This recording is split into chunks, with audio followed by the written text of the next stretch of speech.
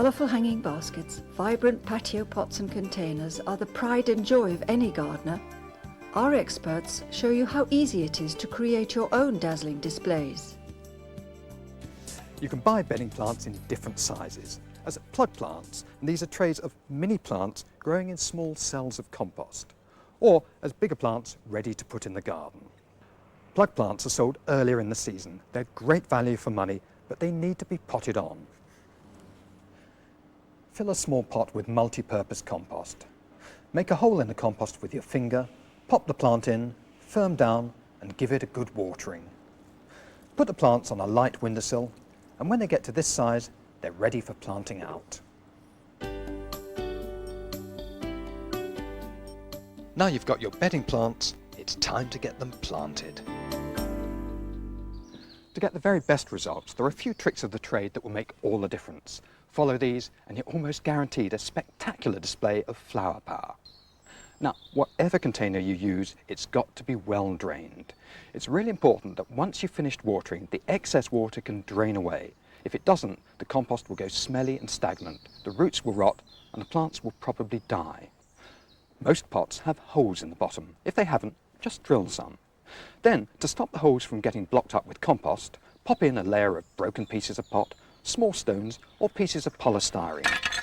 And that's the drainage sorted. Next, it pays to use a decent compost. Whatever you do, don't use garden soil. It may be fine in the garden, but in pots it gets compacted and your plants will struggle to grow. There are lots of different composts on the market. Some are made specially for tubs and baskets, but they're a bit pricey and I don't reckon they're worth the extra cost. Multi-purpose compost is far cheaper and it's ideal for most jobs, but it does dry out quickly. So for low maintenance planters, which need slightly less watering, I like to mix 75% multi-purpose compost with 25% John Innes compost number 2. You can buy this ready-made, but it's cheaper to mix your own. If the idea of low maintenance really appeals to you, there are a couple of useful products you can add to the compost at planting time. Water retention granules are a real boon. When you add water, the crystals swell into a frog spawn-like gel. Mixed into the compost, each crystal acts like a mini reservoir, slowly releasing the moisture, and they can halve the number of times you have to water. They're great in summer containers, but don't use them in the winter because at that time of year they can make the compost too wet.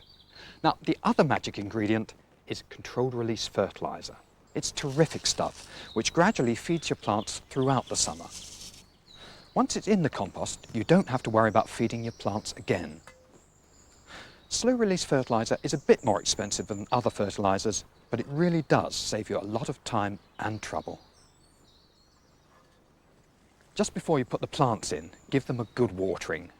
And if you want to give them a real kickstart, give them a feed too by adding some high potash fertilizer like liquid tomato food. Put the taller growing varieties at the back. The label will tell you how big they get and how far apart to space them, though in containers you can put them quite a bit closer together. You knock the plant out of its pot, and if the root system's a bit congested at the bottom, just tease them out a tiny bit, and that makes sure they work their way through the compost and get maximum possible growth. Put the plant in and firm the compost around it. Push the plant down, and that's in. This is a wonderful brick red geranium. I love these plants. You can't really beat them for flower power. Just look at that colour.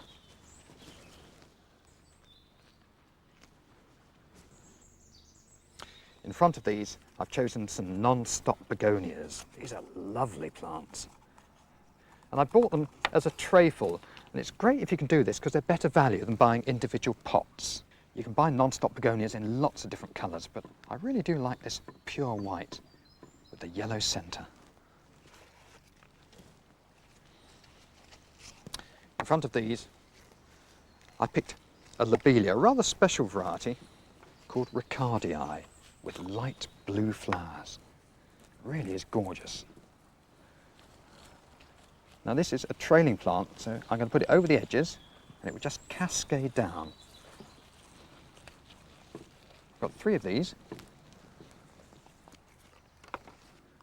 Now in between the lobelias I've chosen this wonderful verbena. It's called Tapion Pink. It's sort of purpley pink, this shade. Again, tease out the roots and pop it in. I've chosen this because of the contrast in the colours. Firm it in. Just look at that flower. And when the last plant is in, just dibble in a bit more compost to fill up any of the gaps. And that's it planted. Now just before you water, there's one other optional extra, and this is something the professional growers do, and that's pinch out the growing tips of all the plants, including the flowers. Now it might seem a bit daft, but this will encourage the plants to produce more shoots, they'll get much bushier, and in the end, produce even more flowers.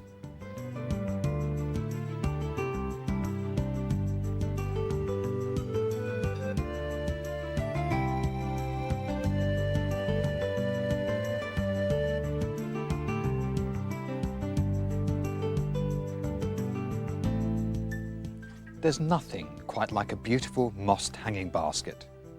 But they do dry out quickly, and watering can be a real chore. You may have to water it twice a day in the height of the summer. So here's a low maintenance version developed by Tony Andrews and his colleagues at St Helier Parks Department in Jersey. You'll need a large hanging basket, a bag of moss, a piece of polythene, the tube from the inside of a kitchen roll, expanded clay granules, and a pop sock, or the leg of a pair of tights. And the special compost mix I showed you before, 75% multi-purpose compost, 25% John Innes, slow release fertiliser, and water retention gel. And to go in the basket, I've chosen some of the toughest plants around, the real Rambos of gardening, beauties that won't give up the ghost if they dry out a tiny bit. Line the bottom third of the basket with a 1-inch layer of moss and place the polythene on top of the moss. Put the pop sock in the tube and fold over the top and fill it with the granules, pushing them down as you go. Now it might look a bit odd, but this is the secret weapon of the basket, an ingenious watering column that distributes water throughout the basket rather than let it puddle at the top. Hold the tube in the middle and then put the first lot of compost in, up to the level of the moss. And then plant 4 trailing plants. You work from the inside, pushing the leaves through the gaps. If this is a bit tricky, then wrap the leaves in a tube of polythene and push this through. Take the polythene off and hey presto, the leaves emerge unscathed. This is a verbena. It's a cracking trailing plant, this. It spreads about 4 inches across, 5 inches down, and it's perfect at the side of a basket.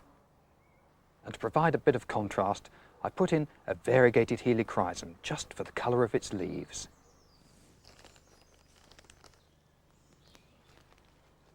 When the bottom layer is done, build up the moss and add a little more compost.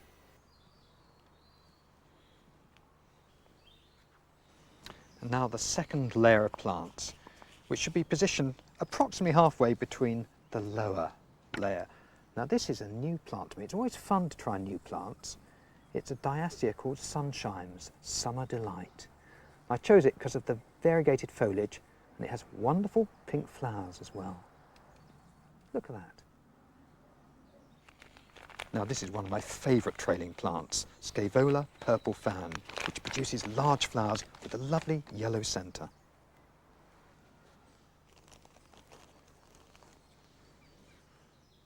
After that, more moss and more compost. Fill the basket right to the top.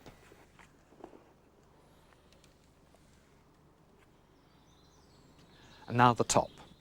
You start off at the middle with the tallest plants, and I've chosen this lovely zonal upright geranium. Pretty pink, isn't it? I'm putting 3 plants in. I'm planting them around the watering tube. To contrast with these, I've chosen a really pretty double busy lizzie. These produce hundreds of flowers, each one like a perfect miniature rose.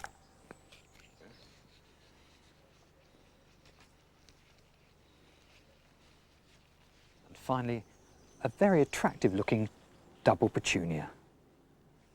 Now, back to our secret weapon. Tie up the top of the pop sock Then carefully remove the cardboard tube.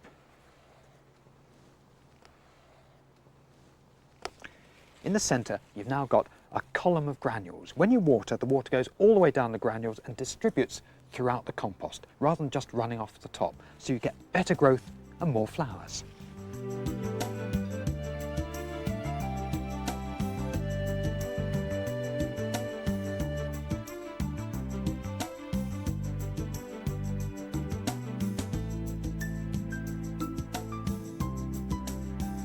For a hanging basket with a difference, try a Babylon bowl. Invented by Richard Conway, it's got a number of advantages over traditional baskets. It's supported from the base, so it won't swing around in the wind.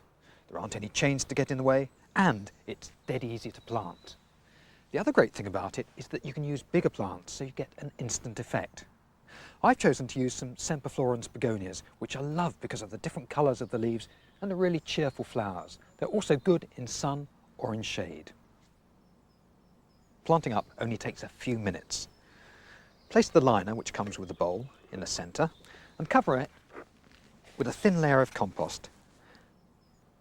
Once again, this is my special compost mix of 75% multi-purpose compost, 25% John Innes No. 2 plus slow release fertiliser and water retention gel. You only need a thin layer, about 1 inch deep. Then you can start planting. Take the plant out of its pot and just slide it between the rungs. Then you plant 2 rungs apart, so you're planting alternate gaps.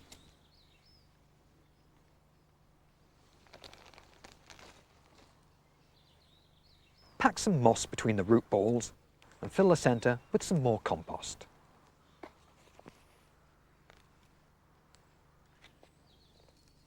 Plant the second layer, putting the plants above the gaps in the first layer.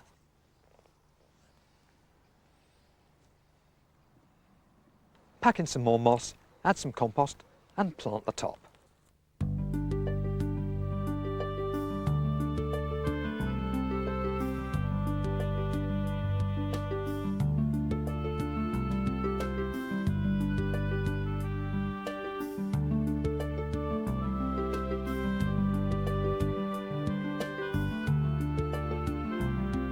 Winter flowering pansies planted in a hanging basket in the autumn will flower throughout the winter. It'll give a splash of colour outside your kitchen window to brighten the dullest days. Now maybe you've already grown your pansies from seed, but if you haven't, don't worry, there are plenty about, and you don't necessarily have to buy them with flowers on. Then we've got a 14-inch basket here, and you'll see it standing on a good wide plastic pot. Now there's a reason for that, because if you take it away and try and do it there, it rocks all over the place. So either a bucket or a good stout pot like that. And then it's lined with good damp moss, and in the middle I've put a piece of black plastic, because there's nothing worse later on when you go to water your hanging basket and it goes straight through the middle and it's a sheer waste of time. And then on top of that, some good compost. Good multi-purpose compost. You'll be filling this up later as it goes along, but there's enough there to start with. Then in can go the plants. One of my favourite jobs this is, but you start to see things taking shape. One there. Another one where I should put in about there, I should think. Well, that's all the plants in. And now it's time for another layer of moss. This wants to be put around really tight around the edge. And it's worth taking your time with this, you know. Don't rush it. Firm down the moss well. And then it's time for another good portion of this fine multi-purpose compost. Lovely stuff this, isn't it? I feel you could eat it almost. Then another layer of plants. And if any of them, by the way, have got their roots a bit, you know, tied together, then do take a bit of time just teasing them out a little bit. So when they're put down, they make a much better contact with the compost.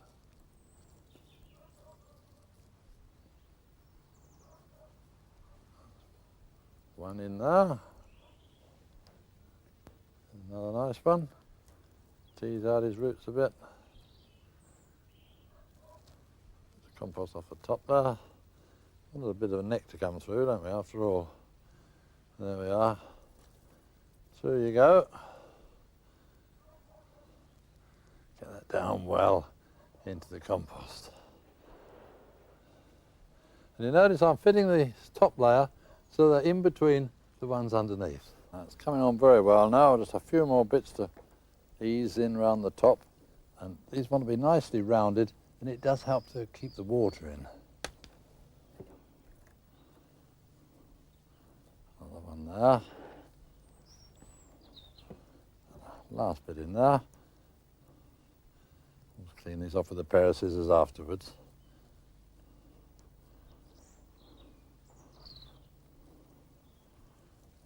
There we are. Now it's time for a bit more compost. I don't want to overdo the compost because the plants going in here and they take up a bit more room as well, remember? And now we plant up the top layer. It's rested on the rim, but do make sure the roots come down into the compost. Then your next one. Same applies. That's really coming together well now, isn't it?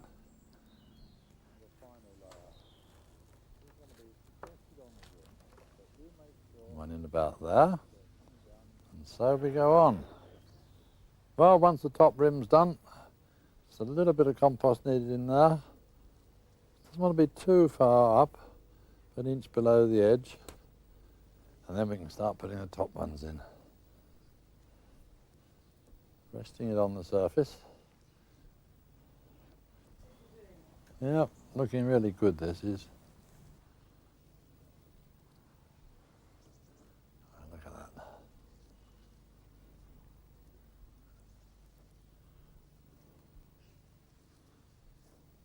Now, a little bit more compost just to go around, fill up the gaps.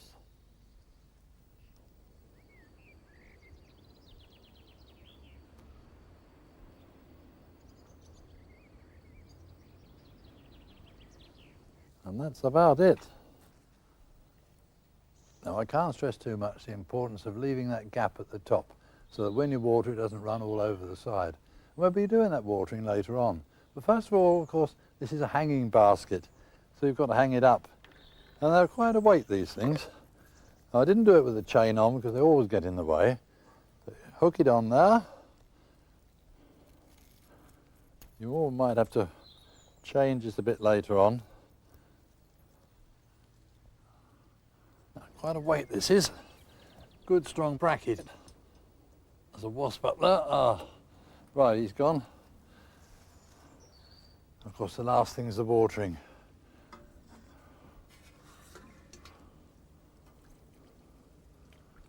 And I want to do this in a couple of goes. Have a go, then let it soak down a bit, then have another one. And the other thing is regular deadheading as the season goes on. And that'll encourage more flowers. Once the things start setting seed, there won't be so many flowers.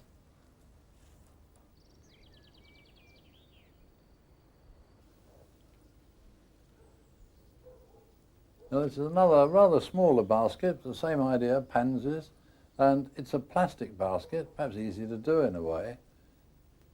It's hanging here at the moment because there's a hook, but it'll go outside and stay there right through the winter.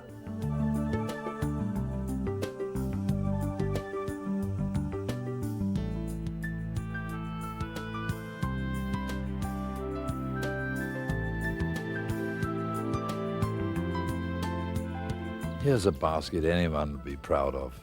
With a little tender, loving care every day, it'll stay in tip-top condition for months. There's no magic formula. Feed and water regularly and remove all the dead flowers and leaves as soon as they pass their prime, and this colourful display will continue to bloom all through the growing season.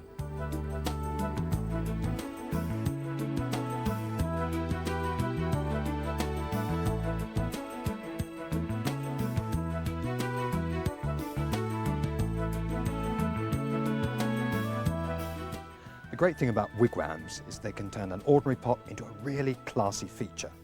I like using them with climbers, and they're dead easy to plant up. You need a decent sized pot. Don't hold the climber back by putting it into a smaller pot. Pick something chunky around 14 inches wide and just as deep. It's also important that it's well drained because climbers hate getting waterlogged. And you need a good compost. I like to use John Innes compost number 3. It's got a bit more long-term oomph than multi-purpose compost and holds water and nutrients better. I also mix in some controlled release fertiliser to keep the plants at their best during the summer. And fill the pot near to the top with the compost mix.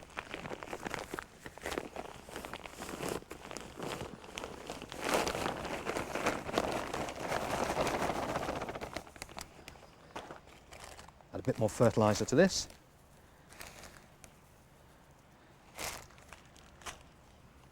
Mix it in. And it's ready for planting. I'm going to put in a lovely fragrant honeysuckle. Knock it out of the pot. Tease the root system slightly to make sure they don't continue growing round in a circle. You want them to get into the pot and the compost as quickly as possible. Then scoop out a planting hole.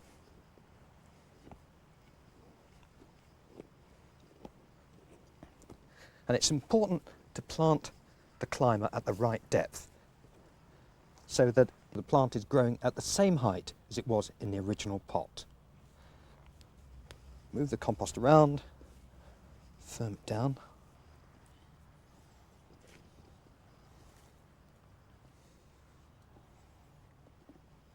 That'll do. Now pop the wigwam over the top. Work it gently over the leaves. And push it into the soil.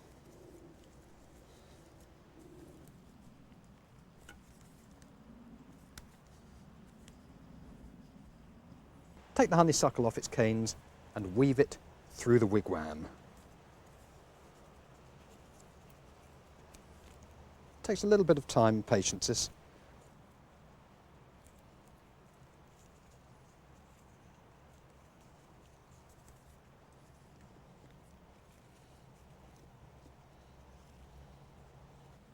And for the finishing touch, I'm going to plant something around the base. And these are gorgeously scented French lavenders, which flower throughout the summer. It's a tiny bit tight for space, but work it in, and those roots will soon make their way into the compost.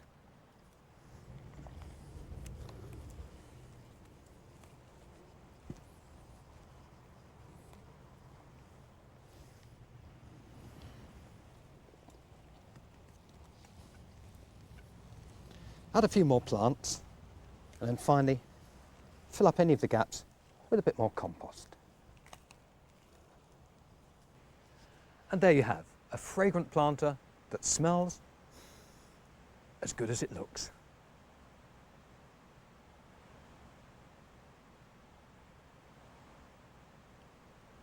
If you're planting clematis, you have to put them in slightly differently. It's important to plant them a bit deeper, so the bottom 3 inches of stem is buried with compost. The reason for this is that clematis sometimes suffer from a mysterious disease called clematis wilt, when the whole plant dies back overnight. If a bit of the stem is buried in the soil, it can produce new shoots and the plant will grow back as good as new.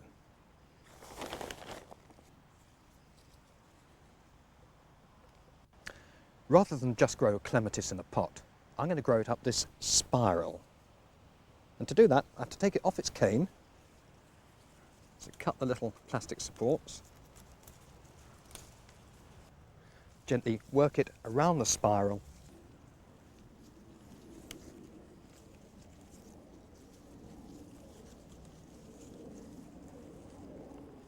And tie it in.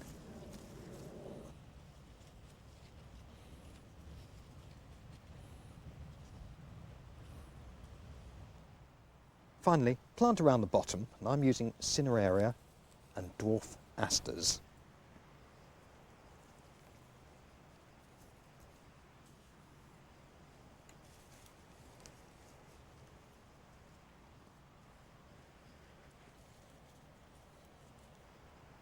And there you have a really stylish feature that will look great on any patio.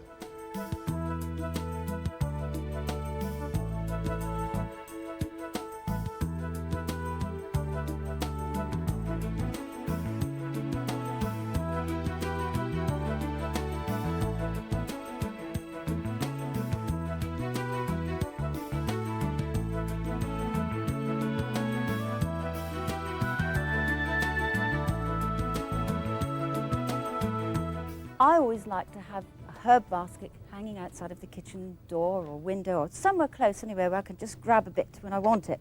So this is an ideal basket because of these pockets here, and you can plant it from the inside, which is the correct way. So a few ideas. First, your hanging basket compost in the bottom, and then I would have something that spreads nicely. A thyme maybe. This is a silver thyme. And this will come out quite undamaged through the pocket. And that will spread nicely. And don't forget, when you're doing herbs, you're constantly chopping at them, so that keeps them nice and compact. Now, I'm rather like marjoram, so a golden marjoram. I think this basket's going to be mainly golden anyway. And again, you do exactly the same thing.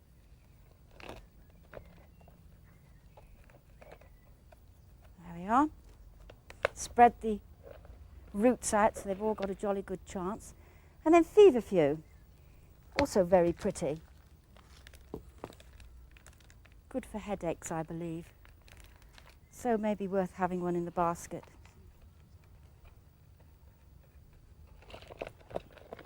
And now, I think we've got one more pocket, and I would go for savoury. You can have a winter savoury and a summer savoury, and this is the winter variety. Summer savoury is so easy to raise from seed. There we are. Spread the roots out. And now all the pockets are filled, so we fill almost to the top, within about 1.5 inches with your compost. And I think we ought to have some sage. There we are. And parsley, without a doubt. And that's better sitting on the, gosh, that's a well-rooted parsley. And we must have parsley. This is really well-rooted, just how it should be. Just tease some of those roots because they're really jammed in there. And that will go in there. And if I use a peppermint, that doesn't become so invasive as the ordinary mint. And it does keep the flies away, or so they say. And one of my very favourites, the coriander. Really well rooted. And if you can buy plants like that, it really gives them a good start in life. As I say, just tease out the roots a bit. There. Make sure they're all well and truly firmed in. A little bit more compost. It smells delicious already. I can smell the coriander. But if you really want a cheap basket which will give you a glorious display all through the year, nasturtiums, they're wonderful. Also sweet peas. And now, of course, the final watering for our herb basket. A really good watering, and then that would hang straight outside the kitchen door, and it doesn't mind lots of sun, and it won't worry quite so much about getting dry.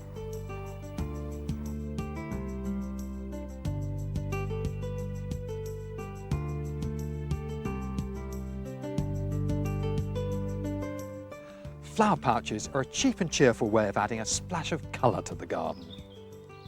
Basically, they're just like mini growing bags which are planted on one side and hung against a wall or fence.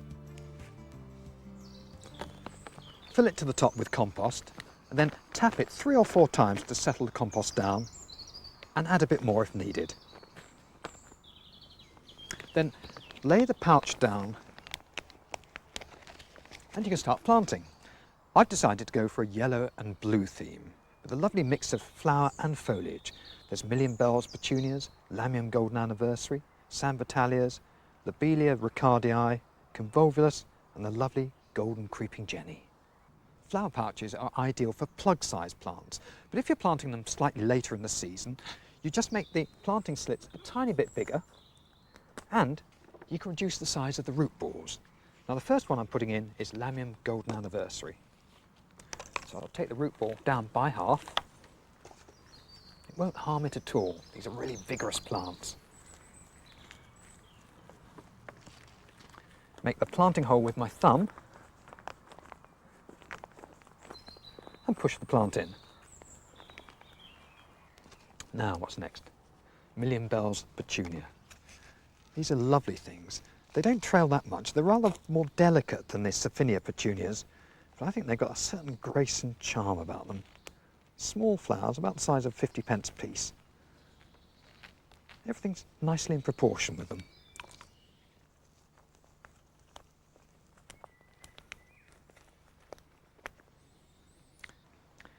Next in, this lovely San Vitalia.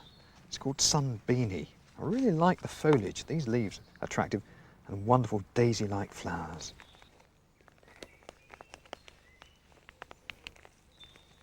And to plant the top, you have to lift the pouch up, scoop out a tiny bit of the compost. And I've chosen a plant called Convolvulus. You probably know its relative, bindweed. And this is the cultivated form with beautiful clear blue flowers which will just cascade down the front. Look, a real picture. Whatever you've planted, to get the best out of your bedding plants, you've got to look after them. The key jobs are watering, feeding and deadheading. And of these, watering is the biggest chore. Compost dries out incredibly quickly in the heat of the summer, and if your container's in a hot spot, it might need watering as often as twice a day. The best time to water is in the evening, so the water can soak into the compost overnight. But the worst time you can water is during the heat of the day, because lots of the water will evaporate before it reaches the plants. Also, there's the danger that the wet foliage can get scorched by the blazing sun. Hanging baskets can be the trickiest of the lot. If they dry out completely, they can be the devil's own job to re-wet. The solution is to plunge them in a bowl of water and leave them there for an hour or so until the compost is thoroughly soaked. Feeding is just as important. Keep your plants well fed and they'll grow faster, look better, and they'll produce loads more flowers. If you've used controlled release fertiliser, that'll do most of the feeding for you, but it tends to run out of steam in early August. So use the liquid tomato food from then on. The other way to keep your plants on top form is to take the old flowers off once a week. It's called deadheading, and it helps in two ways. It tidies up the plant so it's a bit neater, and it stops the plant from wasting effort on producing seeds and channels all that energy into producing even more flowers. So, to keep your plants well, feed and water, and this year your baskets and containers will look great all season long. Enjoy your gardening.